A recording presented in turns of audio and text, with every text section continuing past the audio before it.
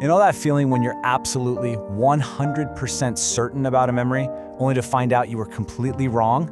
Yeah, that feeling.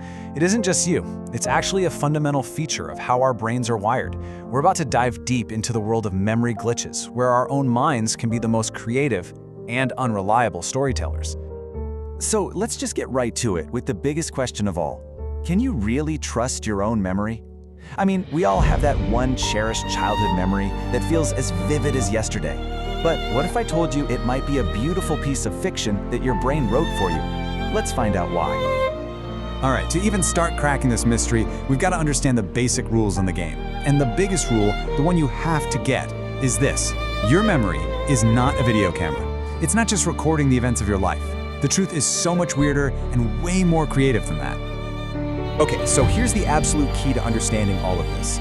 Your brain doesn't play back memories, it literally rebuilds them from scratch every single time you think about them. So think of a memory less like a file you open on a computer and more like a story your brain retells itself. And with every single retelling, the details can shift and change. In this chart, it lays it out perfectly.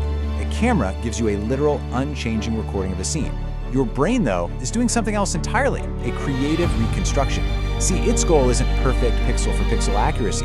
Its goal is to record the meaning of what happened. For survival, it's way more useful to remember the general idea of a threat than to remember every single leaf on every tree.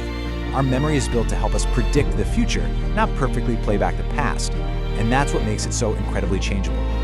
So let's look at our first big piece of evidence for this whole reconstruction process. It's a phenomenon so widespread, it's a little spooky. It shows just how easily our collective memories can get twisted. We're talking about the famous Mandela Effect. So, the Mandela Effect, what is it? It's this bizarre thing that happens when a huge group of people, strangers all over the world, share the exact same false memory.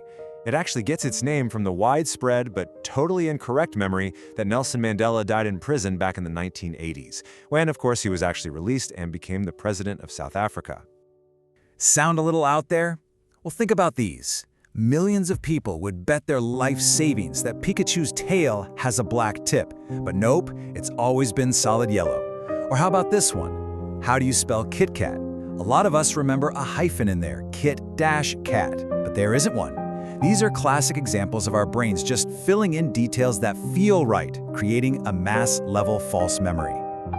So the Mandela Effect is this huge, fascinating, global thing, right?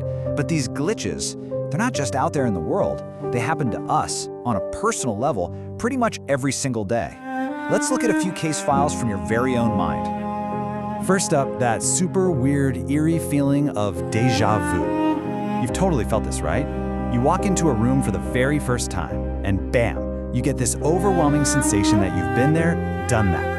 It's not some glimpse into a past life, it's actually just a tiny processing error. Your brain has a little timing mismatch, and a signal that should be labeled, "This is happening now," gets accidentally stamped as old memory. And then there's the oh-so-frustrating tip of the tongue thing. You know the name of that actor, you can see their face, you know what movies they were in, but the word just will not come out. The information is totally in your brain, but the little mental road to get to it is temporarily blocked. And then, a few minutes later, the road clears and the name just pops right into your head. Okay, so we've established our memories are kind of flawed, but how does this even happen? How are these fake memories getting made in the first place? Let's get into the how-done-it of it all and look at the prime culprits. Well, it usually boils down to three main culprits. First, misleading information. Our brain is like a blender. It takes bits of things we've actually seen, things we've heard from other people, and things we've just plain imagined, and it whips them all together into one single, seamless, but often inaccurate memory. Second, emotions. Highly emotional events get like a chemical highlighter in our brain. This makes them feel stronger, but also makes them way more likely to get distorted. And third, story completion. Your brain cannot stand an incomplete story. If there are gaps in a memory, it will just invent details to make the whole thing feel complete and logical. Okay, get ready for this one because it is an absolute mind-bender. Research suggests that pretty much all of our memories from before we were 5 years old are fake. Why? Because our brains just weren't developed enough to form stable, long-term memories. So those incredibly detailed memories you have of being a toddler, yeah, they're most likely reconstructions you built later in life from family photos, stories you were told, and a whole lot of imagination. You know, all of this is wild, but maybe the biggest, most dangerous glitch of all isn't the faulty memory itself. It's our absolute, unshakable confidence in it. We trust our memories as if they were objective truth, even when all the evidence shows they are anything but.